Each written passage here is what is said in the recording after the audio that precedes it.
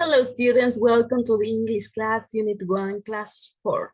¿Cómo están chicos? Bienvenidos a la clase número 4 de esta unidad 1, el tema present simple. Ok, recordemos que anteriormente ya vimos un presente simple, pero con el verbo to be. En este caso vamos a ver presente simple con otros verbos que sean diferentes al verbo to be. ¿Sí? El presente simple nos indica una acción que es regular o que se realiza normalmente. ¿Sí? Incluso aquí tenemos más usos del presente simple. Dice que es para una acción repetitiva o regular en el tiempo presente. Por ejemplo, dice, I take the train to the office. Yo tomo el tren a la oficina. Entonces, él trabaja y toda la semana va a tomar el mismo tren a la oficina. Es algo repetitivo dentro de este periodo de tiempo presente.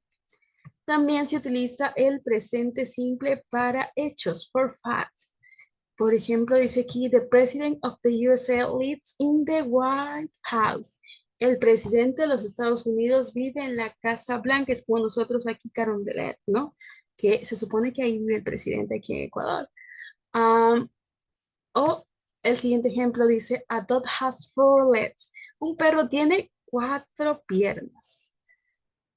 El siguiente uso es for habits, para hábitos, ¿sí? Dice, I get early every day. Yo me levanto temprano todos los días, ¿sí? Cuando entran a clases, los estudiantes que van a las clases regulares, ellos se levantan todos los días temprano. Ahorita están de vacaciones, pero el hábito es levantarse todos los días temprano para no atrasarse a clases. Y el cuarto uso es for things that are always generally true, para cosas que siempre son generalmente verdad, ¿no? Por ejemplo, it rains a lot in winter. Llueve mucho en invierno, ¿sí? O they speak English at work. Ella habla inglés en el trabajo. Listo. Ahora sí vamos a la conjugación de los verbos o spelling. Dentro del presente simple tenemos que al verbo se le va a agregar la S, pero ¿cuándo se le agrega esta S al verbo? Cuando vamos a estar en presencia de terceras personas del singular. ¿Y cuáles son las terceras personas del singular? He, she e it. ¿Sí? Cuando tenemos a estos tres, a cualquiera de estos tres de sujeto de la oración, en presente simple, oración afirmativa, al verbo se le va a agregar la S. ¿Sí? Recordemos que esto es solo en oraciones afirmativas. ¿Sí? Entonces, y dentro de esta regla general de que al verbo se le agrega S, hay subreglas, ¿sí? Por ejemplo, la primera nos dice que si el verbo termina en O, CH, SH, doble S, X o Z, no solo se le añade S, sino que se le añade ES, ¿sí? Por ejemplo, go, goes, catch, catches, wash, washes. En el segundo ejemplo nos dice que si el verbo termina en una consonante y en Y, nosotros vamos a cambiar esa Y por una I latina, que es esta I normal, y le vamos a aumentar ES. Mary, marries, study, studies, o carry, carries, worry, worries.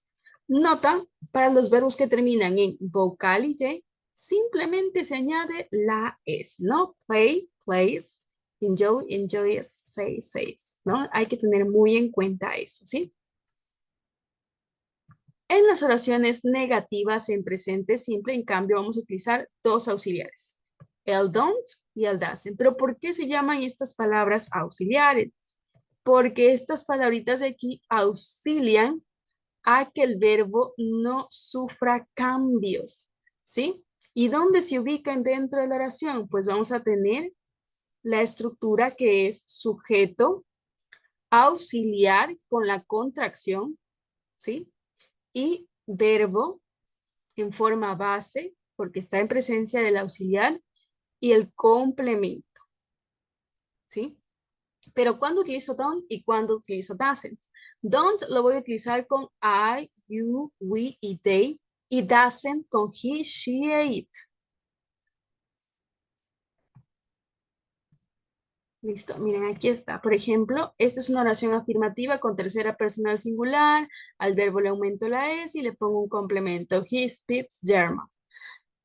Ahora, en negación, le aumento el auxiliar doesn't y el verbo vuelve a su forma base. Entonces dice, he doesn't speak German.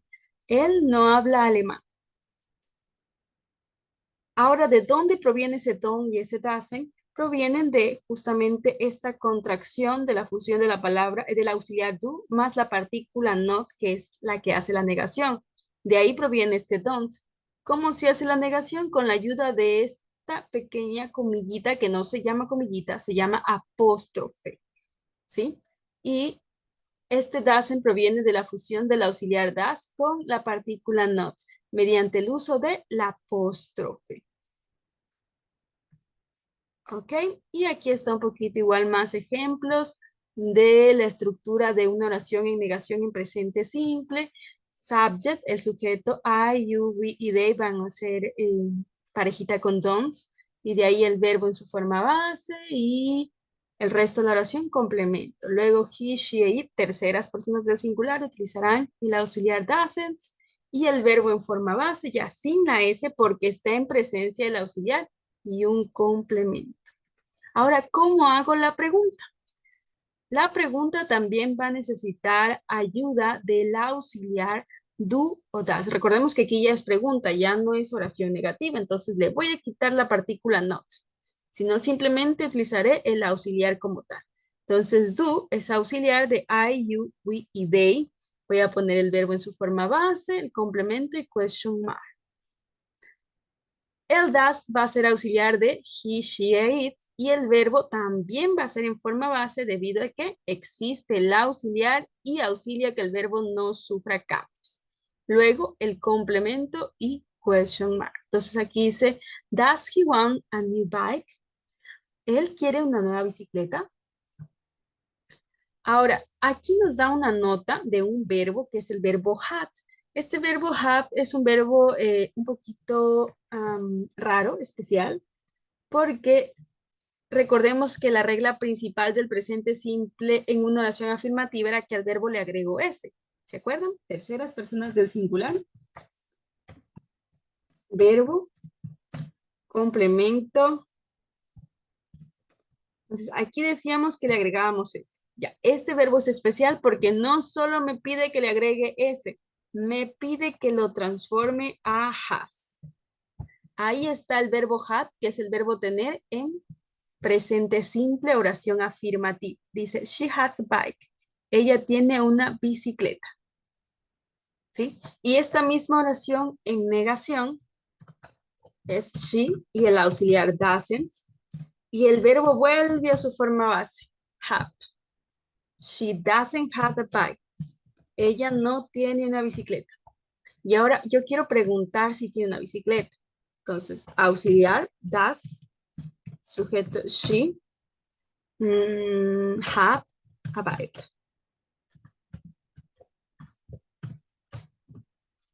Ella tiene una bicicleta, does she have a bike? Y miren, aquí otra vez el verbo vuelve a su forma base. ¿Por qué? Porque está el auxiliar.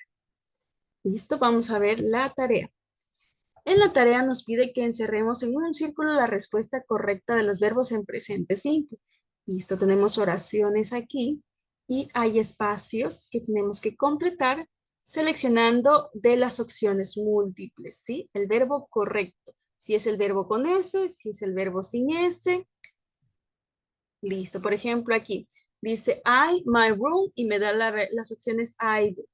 Clean, que es el verbo limpiar sin S y cleans con S.